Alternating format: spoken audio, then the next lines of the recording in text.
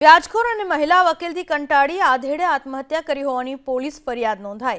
વ્યાજે લીધેલા 10 લાખની સામે 47 લાખ ચૂકવ્યા હોવા છતાં વધુ 25 લાખની માંગ કરી હોવાના આક્ષેપ। મહિલા વકીલે દસ્તાવેજનું કામ કરી આપવાનું કહીને રૂપિયા લીધા બાદ કામ ન કર્યું હોવાનો આરોપ। દુકાનના કાગળિયા ગીરવે મૂકી 10 લાખ રૂપિયા વ્યાજે લીધા હતા।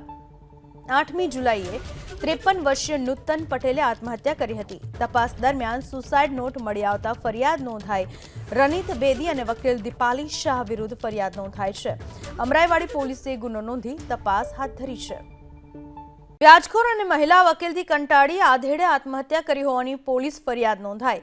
વ્યાજે લીધેલા 10 લાખની સામે 47 લાખ ચૂકવ્યા હોવા છતાં વધુ 25 લાખની માંગ કરી હોવાના આક્ષેપ।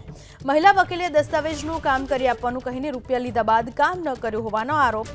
દુકાનના કાગળિયા ગીરવે મૂકી 10 લાખ રૂપિયા વ્યાજે લીધા હતા।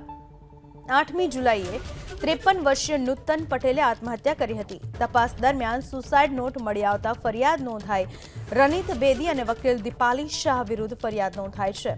અમરાઈવાડી પોલીસે ગુનો નોંધી તપાસ હાથ ધરી છે।